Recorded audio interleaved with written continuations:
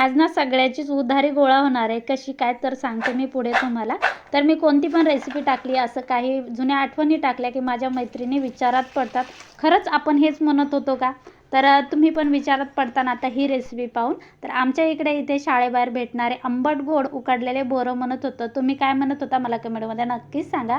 तर आज ना मी वावरातून वाळलेले बोरं आणले, छान उकडून घेतले, पाणी काढलं आणि त्याच कढईमध्ये 1.5 चम्मच गूळ घातला. आता गुळाचे खूप भारी लागतात त्यामुळे गूळ घातला. तुम्हाला साखर आवडत असेल तर साखर पण घालू शकता.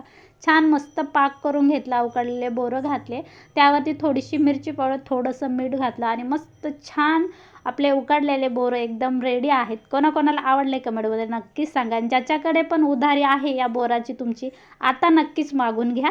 चला तर या तुम्ही पण असे उकडलेले बोरं खायला. आवडले तर लाईक आणि शेअर करा आणि कमेंटमध्ये सांगायला विसरू नका की कोणी कोणी खाल्ले आहेत.